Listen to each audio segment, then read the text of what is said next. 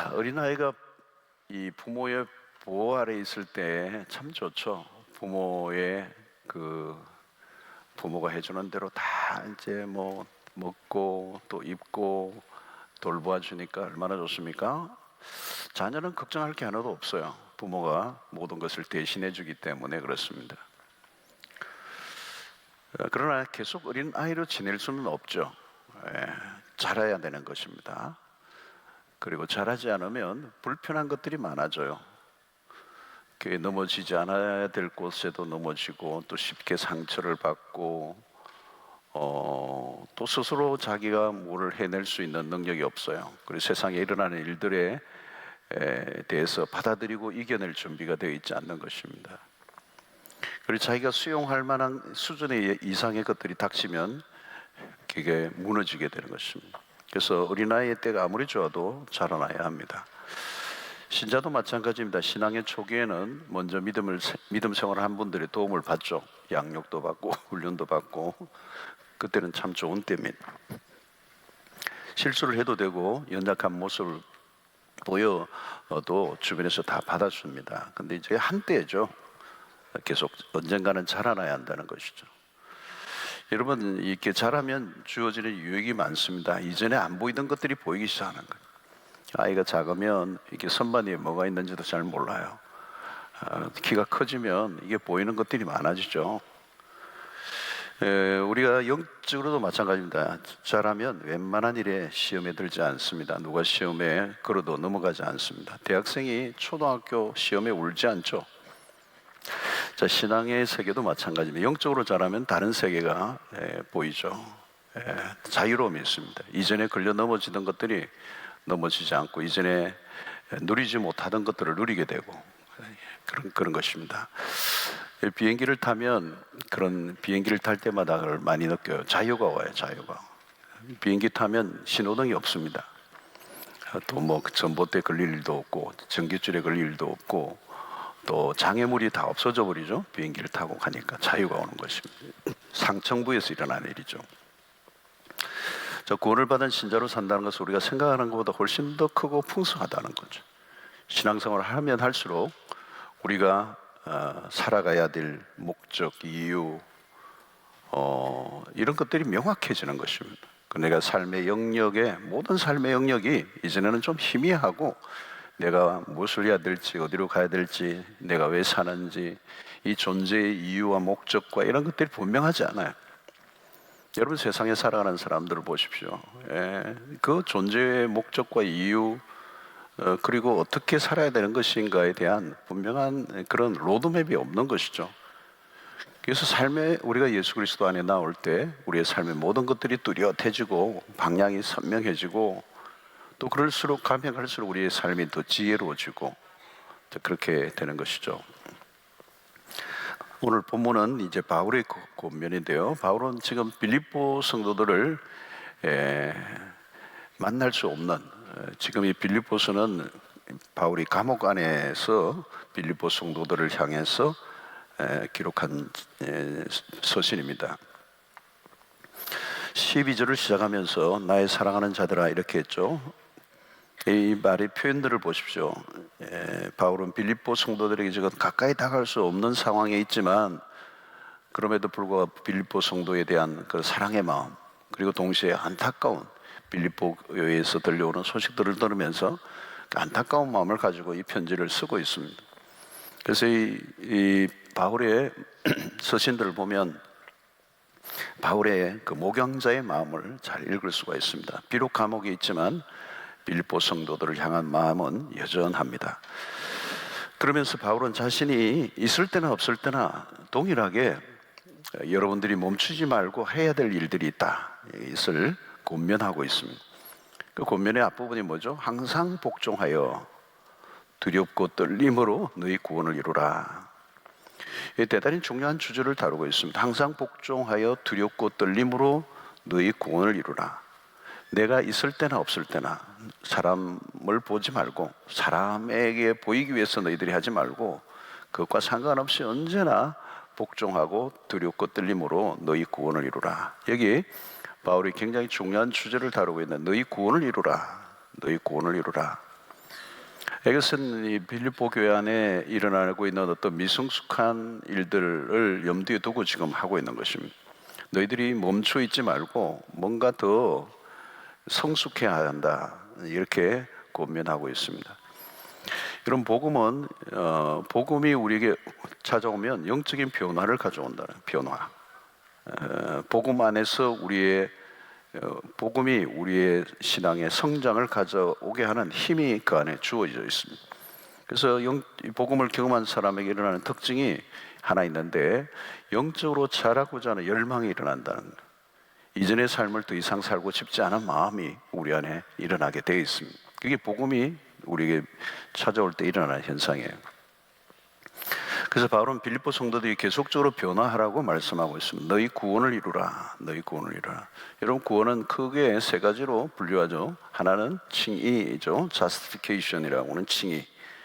죄인이 의인이 되는 것. 그죠? 이게 굉장히 중요한 것입니다. 이것은 우리에게 이미 일어난 사건. 근데 이제 죄인이 의인이 된 그 신분의 변화로 끝나지 않고 그 신분에 걸맞는 삶을 살아가는 것. 그것이 성화라고 그러죠. sanctification이라고 그럽니다. 셋째는 미래에 주어질 구원, 완성된 구원이 이제 영화, glorification이라고 하죠. 자, 우리는 일반적으로 이 칭의에만 이렇게 관심을 많이 가질 때가 있는데, 하나님 그리스도의 피로 우리가 죄인이 의인이 되는 이 삶이 되면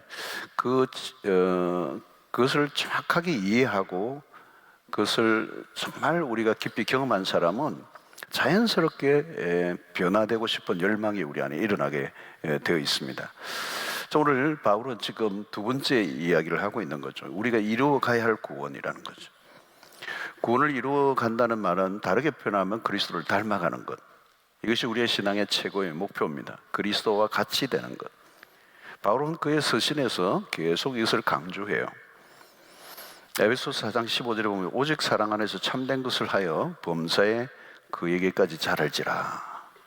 범사에 그에게까지라. 그가 누구예요? 그리스도에게까지. 그런 무리니 곧 그리스도라, 그렇게 했습니다. 이 대단한 목표입니다. 우리가 어디까지 자라가야 되느냐? 그에게까지 자라가는, 그리스도에게까지, 그리스도의 수준까지 자라가는 것이 우리의 목표라는 거예요. 이것이 불가능한 목표이지만 바울은 우리의 목표를 낮추려고 해서는 안 된다는 거예요. 어떻게 보면 우리의 현실과는 굉장히 멀어 보이지만 바울은 우리가 천박한 수준에서 멈춰 서 있기를 원치 않는다는 거예요. 우리의 수준을 너무 이 하향 평준화해서는 안 된다는 거예요. 그에게까지 자라갈 것이다 라고는, 이 말은 우리에 대한 어마어마한 그런 기대죠. 단순히 거짓말을 좀 안 한다거나 이전보다 좀 좋은 일을 더 많이 하는 수준이 아니라, 우리가 도달해야 할 목표는 우리가 상상하는 것보다 훨씬 더 높은 수준으로 하나님께서 우리를 끌어올리기를 원하신다. 그게 너희 구원을 이루라. 자, 여러분, 여기서 너희 구원을 이루라는 이 말을 오해해서는 안 됩니다. 행위의 구원을 말하는 것이 아니에요. 이미 구원을 받았지만 이 구원이 그 구원으로 끝난 것이 아니다. 여전히 우리 안에는 이전의 삶으로 돌아가려고 하는 속성이 늘 남아있다는 거예요. 그러니까 싸워야 한다는 겁니다. 싸워야 되지 그저 이전의 삶의 방식이나 비슷한 그런 삶을 사는 것으로 만족해서는 안 된다. 그래서 바울은 그리스도를 닮아가려고 하는 노력이 우리 안에 필요하다. 이것은 우리 안에 저절로 이루어지는 일이 아니고 우리가 노력을 해야 된다는 거예요. 여러분, 하나님이 하실 영역이 있고 우리가 할 영역이 있습니다. 우리가 스스로의 힘으로는 어렵게 될 수가 없어요. 죄의 문제는 우리가 해결할 수가 있는 일이 아닙니다. 이미 지은 죄의 문제를 우리가 어떻게 처리하죠? 이것은 인간이 할 수 없는 일이고 오직 하나님만이 하실 수 있는 일이기 때문에 그리스도가 우리를 위하여 십자가에 죽으신 것입니다. 자, 그런데 우리가 할 영역이 있어요. 하나님에게만 맡길 수 없는 영역. 이 성화의 길은 저절로 이루어지지 않는다는 거예요. 우리의 의지적인 결단이 있어요. 소극적인 태도를 가지고 있으면 안 되고 적극적이어야 된다는 것입니다. 여러분, 세월만 보내면 저절로 성화가 이루어지는 게 아닙니다. 예수를 한 20년 믿으더니 나도 모르게 예수님처럼 닮아졌다. 그런 일은 없어요. 여러분, 10년 믿음 생활을 했다. 여러분, 그것이 하나의 관록으로만 남아있는 것이 아니고 그 10년 믿음만큼 어느 변화의 지점에 있어야 하는 것이죠. 20년 믿었다면 20년 믿어온 만큼의 영적 세계, 믿음의 세계에 성숙이 일어나야 된다는 거죠. 바울은 그것을 알고 있어요. 그래서 빌립보서 3장 12절에 내가 이미 얻었다 함도 아니요 온전히 이루었다 함도 아니라 오직 내가 그리스도 예수께 잡힌 바 된 그것을 잡으려고 달려간다. 바울은 자신이 어느 지점에 이르러 있는가를 알고 살았다는 거예요. 중요한 것은 어느 지점에 멈춰 서 있지 않고 그런 계속 그것을 잡으려고 달려갔다는 거예요. 예, 이것은 뭘까요? 자신의 삶에 대한 거룩한 불만족을 가지고 있었다는 거예요. 여러분, 인간은요 생각보다 잘 변하지 않아요. 잘 변하지 않아요. 그 말은 무엇을 의미하느냐 하면 우리 안에 죄성이 있기 때문에 그렇습니다. 이 이 죄성을 극복해가는 과정은 생각보다 어려워요. 이런 관성의 법칙이라는 게 있잖아요. 죄의 관성도 있어요. 죄를 계속 지으려고 하는 성향이 우리 내면에 자리를 잡고 있고 이것이 좀처럼 사그러들지 않는다는 것입니다. 여러분, 신앙생활을 하다 보면 무엇 때문에 가장 속상해합니까? 여러분, 신앙생활 하는 동안에 가장 속상한 일이 뭘까요? 바로 나 자신이죠. 나 자신. 좀처럼 변하지 않는 자기 자신의 모습 때문에 속이 상한다. 왜 이 모양이지? 여러분, 다른 사람 때문에 속상한 게 아니에요. 바로 나. 변화되지 않는 나. 늘 거기 나의 모습 때문에 변하는, 이게 속상한 것이죠. 여러분, 인간은 쉽게 변하는 존재가 아닙니다. 우리는 그리스도에게까지 자라야 하는 그런 목표가 있지만 점점 우리의 신앙이 오히려 이전보다 더 못할 때가 있을 때가 많은 것이죠. 자, 이런 변화는 내가 가만히 있는데 어느 날 하나님이 해주시는 게 아닙니다. 이전과 다른 삶을 살고 싶다면 영적인 결단을 해야 돼요. 그리고 값비싼 대가를 지불해야 된다는 거예요. 영적인 진보를 위한 많은 수고가 있어야 되고요. 이것은 매우 구체적이어야 된다는 것입니다. 여러분, 나에게 부족한 부분이 어떤 것인지를 점검해 봐야 돼요. 분명히 여전히 변하지 않으려고 하는 부분이 내 안에 있어요. 그것은 여러분들이 잘 알 겁니다. 각자가 자기 자신 안에 여전히 변화되지 않으려고 하는 어떤 부분, 그런 불순종하고자 하는 영역들이 있는 것이죠. 계속 반복적으로 실패하는 영역들이 각자에게 있는 것입니다. 이 어떻게 해야 됩니까? 중요한 것은 우리 안에 있는 우리의 생각이 중요하다는 것. 그리스도와 같이 생각하는 것. 여러분의 신앙생활에 생각이 얼마나 중요한지 모릅니다.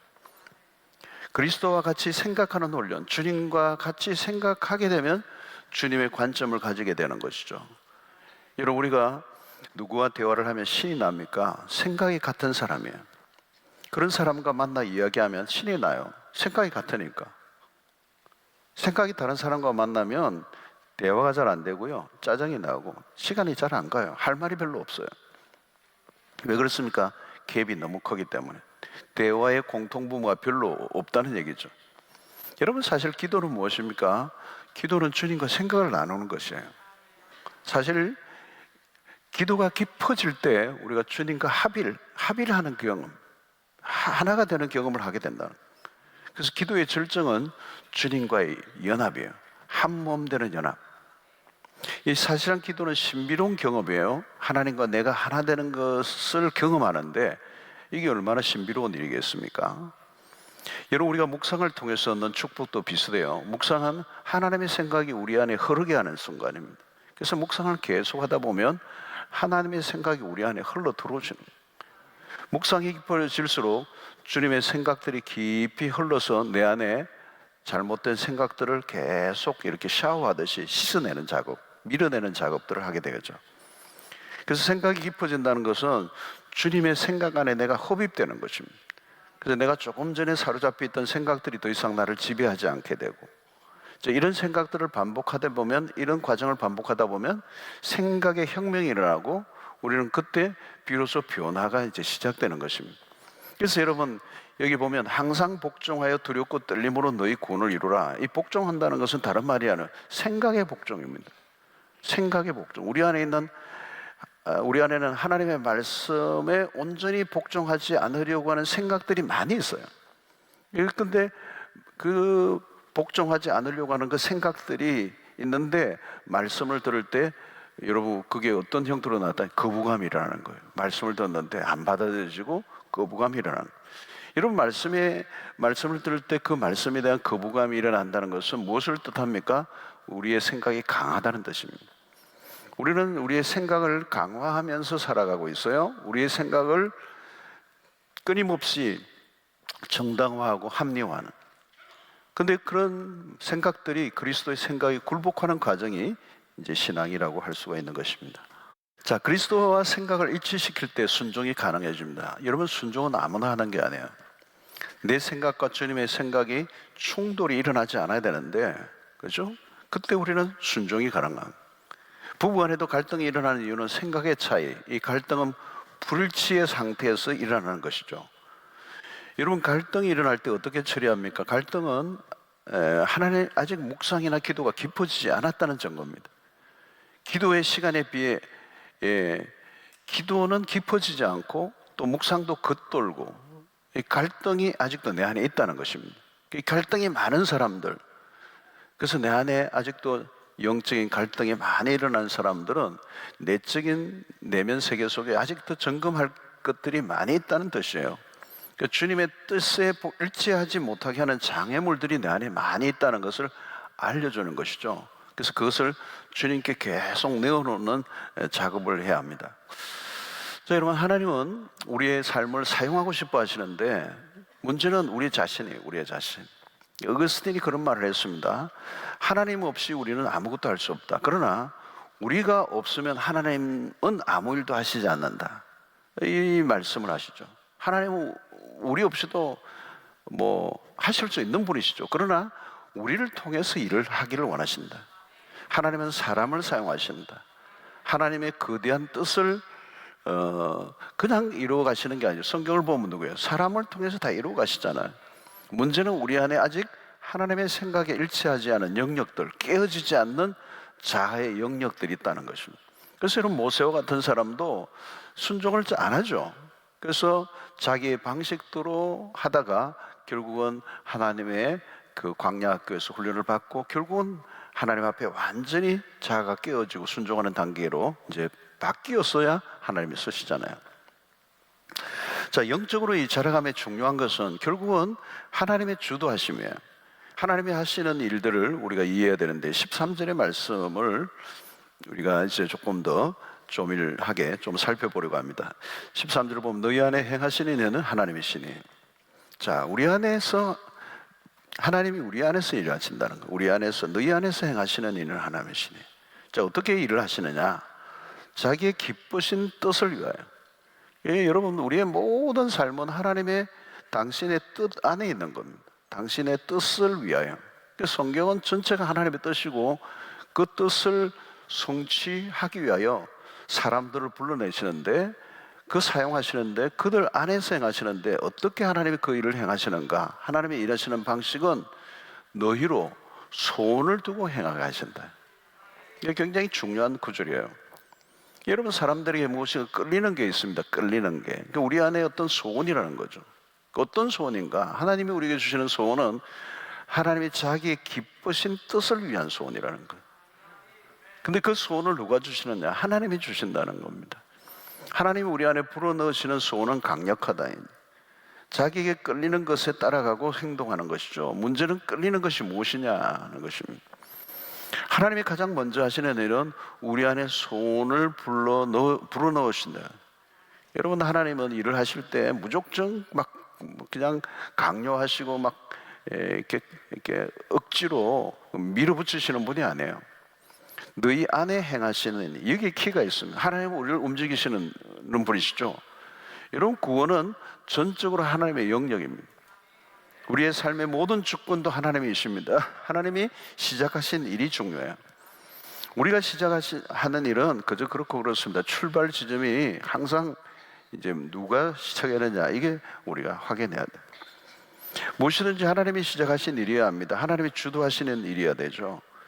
이제 하나님이 시작하신 그 일, 그 시작도 끝도 하나님의 손에 달려 있는데 중요한 것은 그 하나님의 일을 하시는 방식이에요.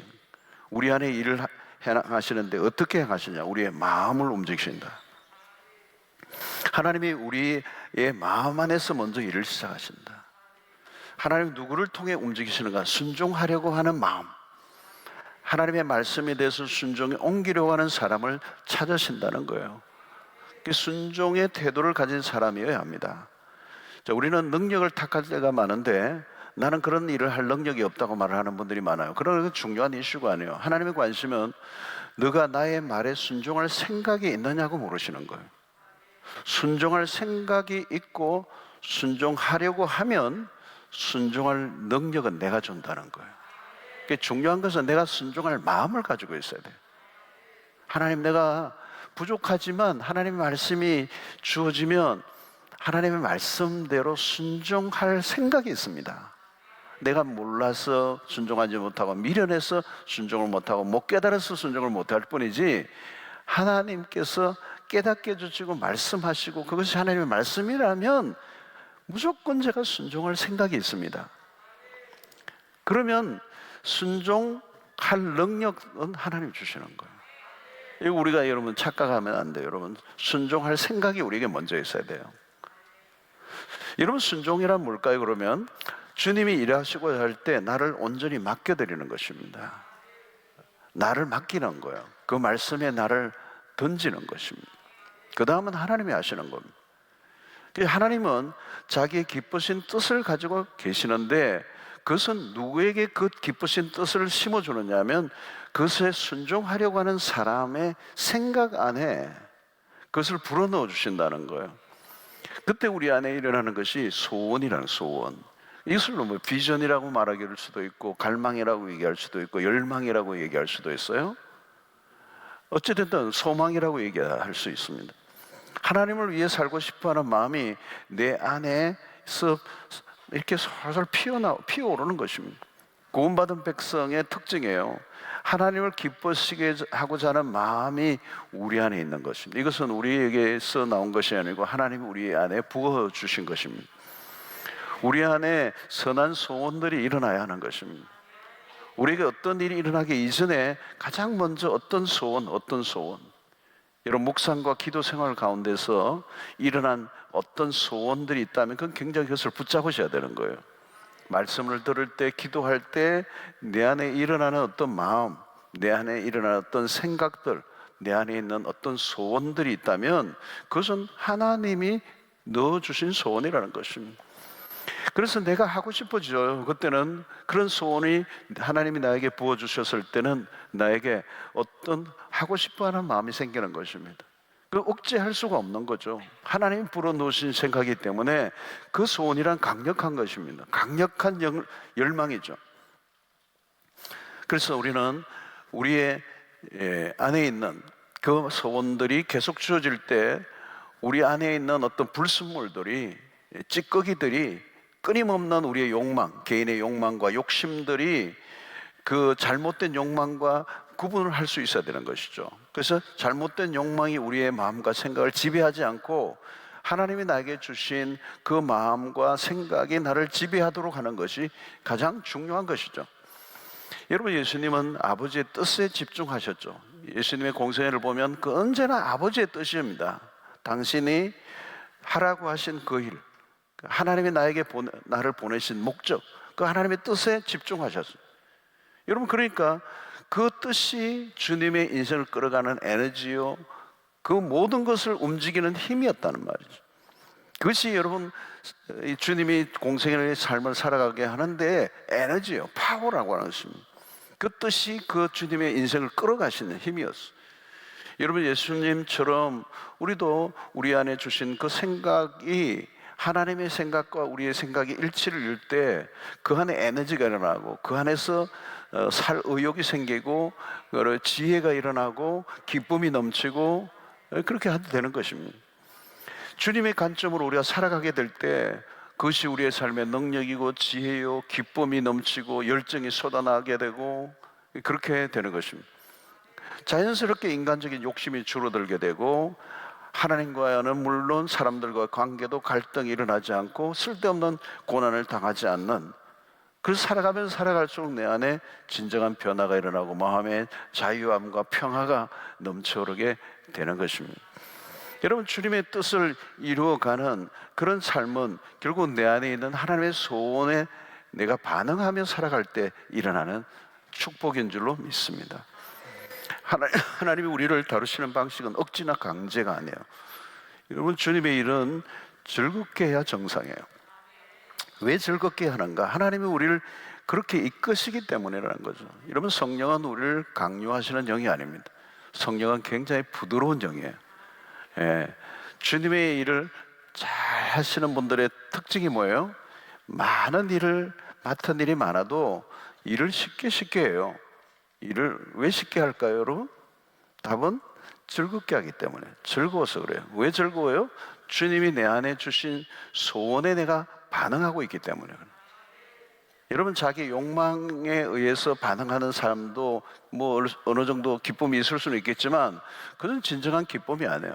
그리고 그 기쁨이 지속될 수가 없어요. 그리고 그것은 오히려 더 많은 그런 후유증을 앓게 되고 스트레스를 주게 되고 불안과 여러 가지 어려움들을 제공할 수 있습니다. 그러나 성령이 우리를 이끄실 때 거기에 반응하는 우리의 삶은 즐거운 것입니다. 그래서 어떤 일을 맡아도 쉽게 해 나가는 이유는 그 주님이 우리에게 주시는 마음에 반응하고 있기 때문에 그런 것입니다.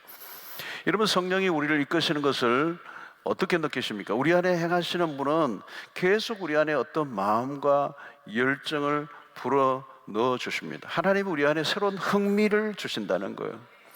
거기에 반응하며 살아가면 되는 것입니다. 여러분, 너무 걱정하지 않아도 돼요. 어떤 분은 그래요. 뭐 선교 세미나 이렇게 잘 안 오는 이유가 그날 잘못 가면 꽂히면 내가 아프리카 가야 될지 모른다는 거예요. 또 뭐 선교 세미나 아들하고 데리면 우리 애를 또 보낼지 모른다, 뭐 이런 두려움을 많이 가지고 있더라고요. 여러분, 그런 절대 걱정할 필요 없어요. 2000년의 기독교 역사 가운데서 하나님은 독특한 방식으로 일을 해오셨어요. 하나님은 억지로 하나님의 일을 행하지 않아요.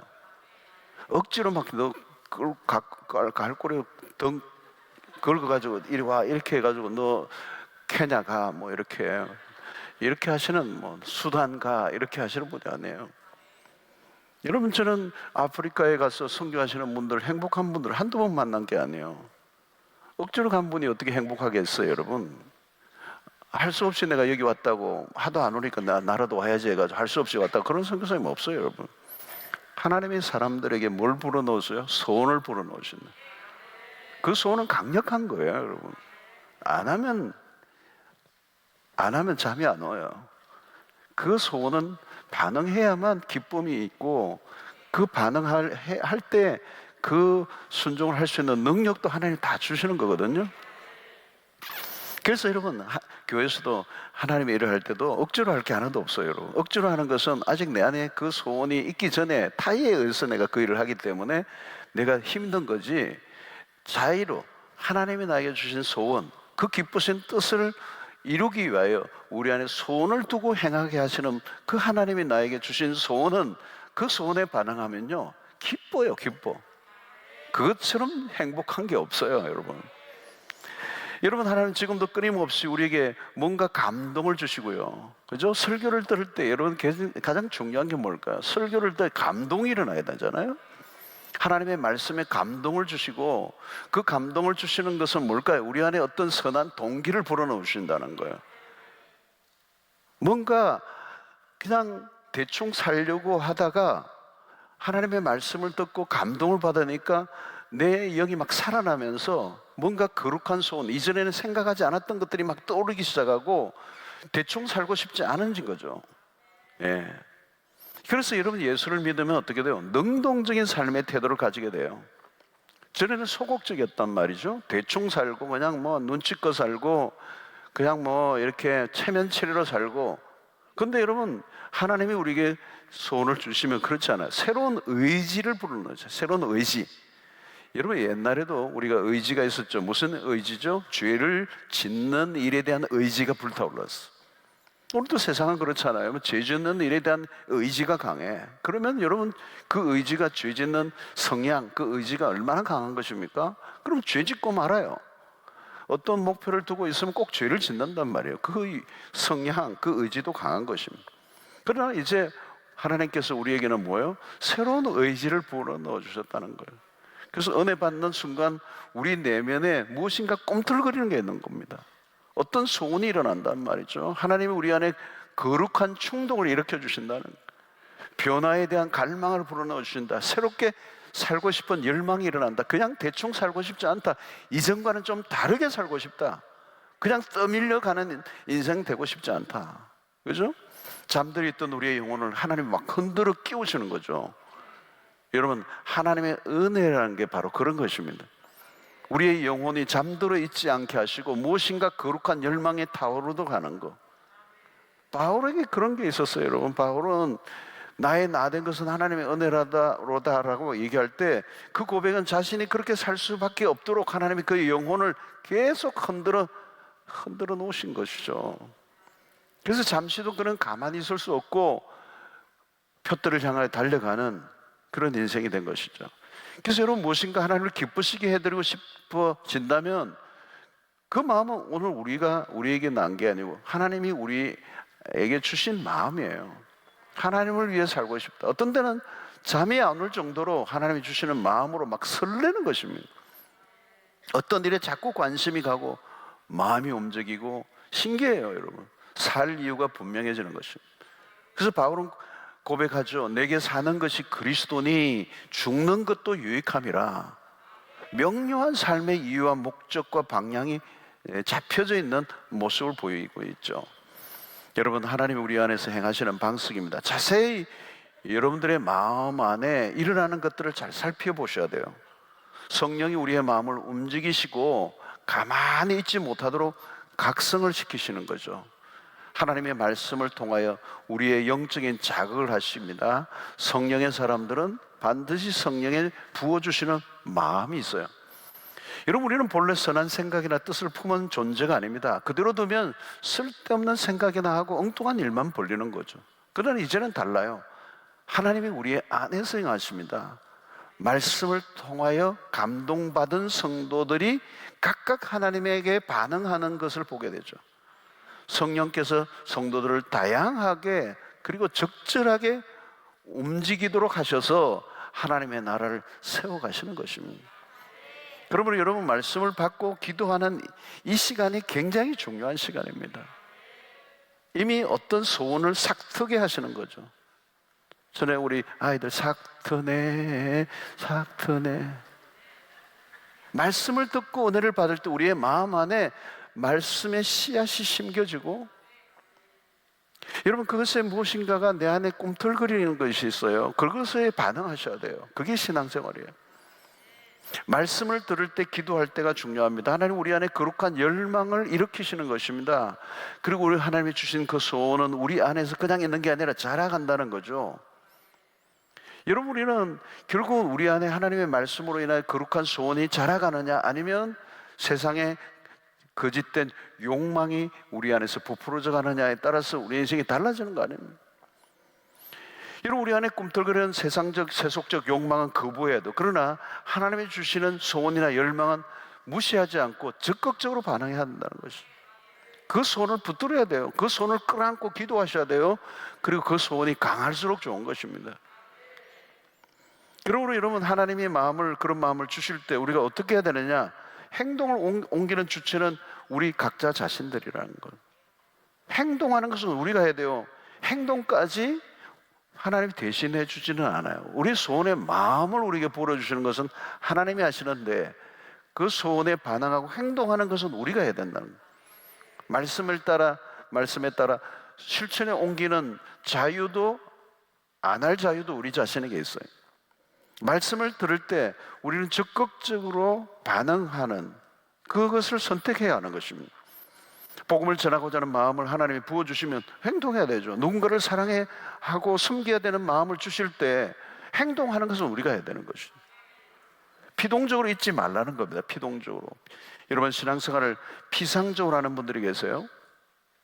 말씀을 알아간다는 것은 구체적인 경험으로 연결되어져야 된다는 겁니다. 우리 종교개혁주의를 지났습니다. 말씀으로 돌아가자. 그죠? 솔라 스크립투라. 말씀, 오직 말씀. 여러분, 말씀으로 돌아간다는 것은 무엇을 의미하는 것입니까? 물론 말씀을 바로 이해하고 바로 해석해야 되죠, 성경은. 그러나 하나님의 말씀을 말씀의 자리에 올려놓는 일은 단순히 성경이 기중하라는 것을 이해하는 것으로 끝나서는 안 된다는 거예요. 성경이 하나님의 말씀이라는 것을 인정한다면 무엇으로 이어져야 합니까? 그 말씀대로 사는 것입니다. 말씀에 대한 순종이에요. 그게 솔라 스크립트라, 성경이 하나님의 말씀이라고 하면 그 말씀에 대한 절대적 권위를 인정한다면 그 말씀대로 사는 운동, 이게 개혁 신앙이란 말이죠. 말씀에 순종하지 않는다면 말씀을 인정하는 것이라고 누가 얘기할 수가 있겠어요? 그렇죠? 여러분 부모님들에게 부모님의 말씀을 잘 듣는다면 네 알았어요, 공부 열심히 해, 알았어요. 알았어요가 뭐예요 여러분? 그죠? 공부 얘기해서 미안해요. 스트레스 안 주려고 그랬는데 하여튼 순종하는 것이죠. 뭐 열심히 하는 거잖아요. 열심히 네, 알았어요 그러고 하는 거잖아요. 이런 영적 성숙의 속도, 그죠? 속도, 그 수준은 순종의 여부에 달려 있다는 거죠. 말씀에 순종하지 않는다면 결국은 그 말씀의 절대적 권위를 인정하지 않는 것 같아요. 말씀에 순종하지 않는다면 우리의 신앙은 멈춰져 있는 겁니다. 자라지 않는 것입니다. 신앙은 순종하는 만큼 앞으로 가는 것입니다. 머리로 아는 것이 성숙이 아니라는 거죠. 순종이란 대가지불을 해야 되고 이 대가지불이 결국은 구원으로 가는. 그래서 바울은 두렵고 떨림으로 너희 구원을 이루라 했어요. 두렵고 떨림으로 구원을 이루라는 이 말은 성화의 길은 쉽지 않다는 것을 얘기하는 것이죠. 세월이 이럴수록 우리가 주님 앞에 서는 날이 가까우는데 그 주님 앞에 설 때 부끄럽지 않는 모습으로 서는 것은 우리의 값비싼 노력이 필요하고 순종의 대가를 지불해야 된다는 거죠. 그래서 오늘 여기 보면 항상 복종하여라는 표현을 써요. 복종이라는 단어. 여러분 이 복종이 그냥 복종이 아니라 항상 복종이라는, 한 번의 말씀 순종이 아니라 계속적인 복종, 항상 복종. 이것은 지속성을 얘기하는 것이죠. 여러분 항상이라는 말이 굉장히 중요한 부분이 이 대목에서 영적 성장에서 핵심이라는 핵심, 꾸준함. 여러분 우리가 기도를 배웠다면 기도도 여러분 꾸준히 해야 되는 겁니다. 그래서 기도의 근력이 하루아침에 일어나는 게 아니에요 여러분. 여러분 이 철회에 나오시는 분들은 기도에 대한 훈련을 많이 하시고 기도에 몸에 많이 익으신 분들이 많이 나오시리라고 생각하지만, 그러나 여러분 이 기도가 깊어지는 것은 여러분 이것은 어마어마한 대가를 지불해야 돼요. 기도의 근력이 하루아침에 만들어지지 않는다는 거예요 여러분. 여러분 운동하고 똑같아요. 운동하고 똑같아요 여러분. 운동이 이런 뭐 마스를 만들고 뭐 이런 게 그냥 되는 게 아니잖아요 여러분. 그렇죠? 이 뱃살 집어넣는 게 어려워요. 뱃살은 인격이다 그러고 하면 안 돼요. 그렇죠? 말씀에 순종하는 게 지속성이라는 거예요. 그 지속성. 말씀이 현실로 다가가는데 매일, 항상이라는 단어가 여기서 결정적이에요. 여러분 도전받았다고 하고 결단하고 막 주먹을 쥐고 그러는데 구체적으로 순종의 삶으로 이어지는 사람은 적어요. 그렇죠? 신앙의 핵심은 항상 복종함으로 복종이 일상화되는 삶. 그러면서 사람이 조금씩 변화되는 거예요. 여러분 이 변화에 있어서 중요한 것은 점진적인 변화입니다. 점진적인 변화. 갑자기 변하지 않아요 여러분. 그래서 어떤 사람들이 갑자기 변하지 않아서 너무 속상해하지 마세요. 목회도 마찬가지. 성도들에게 막 말씀만 전하면 막 팍팍 변하고 막 완전히 막 새로운 사람이 되면 진짜 목회할 만하지. 그런 목회는 뭐 아무나 하겠죠 그럼. 그런 일이 일어나지 않아요. 정말 안 변한 것 같아요. 안 변하는 것 같아요. 그래서 막 절망하는 거죠. 설교하고 전혀 상관없는 결과가 나타날 때 안 변하는 것 같아요 교인이. 근데 아니에요. 변하고 있는 거예요. 빨리 안 변해서 문제지. 어느 날 보면 변해 있는 거예요. 여러분 지금 변해 계시죠? 그죠? 네. 겸손해서 대답을 다 안 하시는데 변한 거예요 여러분. 변한 거에 왜 분명한가 하면 옛날에 나는 어느 정도였는가를 아셔야 되는 거예요. 옛날에 나 정도면 이건 상상할 수 없는 거예요. 지금 엄청나게 변해서 지금 이렇잖아요. 일상적인 작은 변화들, 그것이 계속되고 있느냐가 중요한 것입니다. 문제는 일상의 작은 변화도 일어나고 있지 않다면 그건 문제가 있는 것이죠. 그러나 그리스도 안에서 분명한 변화가 일어나고 있다면 그것은 내 안에서 하나님이 무언가 일을 하고 계시는 것입니다. 디모데전서 4장 7절로 8절에 보면 망령되고 허탄한 신화를 버리고 경건에 이르도록 내 자신을 연단하라, 연단하라. 육체의 연단을 얘기하잖아요. 이 체육관에서 피트니스 센터에서 운동하는 것처럼 육체의 연단은 약간의 유익이 있다는 거예요. 유익이 아예 없다는 게 아니에요. 유익이 있어요. 그러나 경건은 범사에 유익하니 검생과 내세의 약속이 있느니라. 여러분, 우리 자신을 연단하는 일은 쉬운 일이 아닙니다. 하나님의 백성으로 따듬어가는 것은 과정은 어려운 과정이에요. 그러나 우리만의 싸움이 아닙니다, 여러분. 나 홀로 이를 악물고 성화를 위해서 노력하는 것이 아니에요. 성령이 도우신다는 겁니다. 하나님이 우리 안에 소원을 불어넣어 주실 뿐만 아니라 살아갈 능력도 부어주신다는 것. 자, 우리가 우리 자신을 점검해 봐야 합니다. 나는 변화되고 있는가? 다르게 표현하면 내가 그리스도를 닮아가고 있는가? 여러분, 이것이 신앙의 목표고 바울이 지금 우리에게 던지는 도전이죠. 자, 이 변화는 어떤 것입니까? 우리 안에 있는 연약함들이 하나하나 벗겨져 가야 돼요. 우리 안에 있는 연약함들이 있어요. 그리고 그 연약함들이 하나하나 벗겨져 나가고 하나님 백성다워져 가는 그 하나님 백성다움의 모습이 드러나는, 그게 돋보이는 그런 은혜가 여러분들이 있게 되기를 축원합니다. 신앙은 늘 제자리 걸음이나 해전 목마같이 뱅글뱅글 도는 삶이 아니라는 거예요.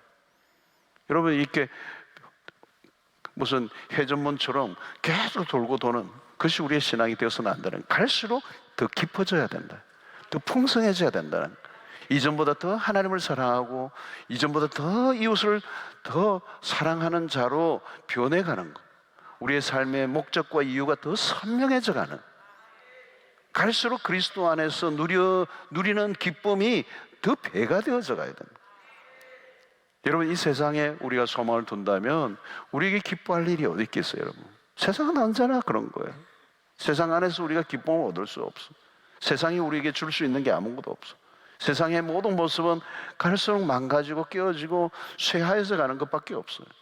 오늘 우리가 그리스도 안에서 누리는 기쁨 외에는 우리가 얻을 수 있는 것이 이 세상에 없습니다.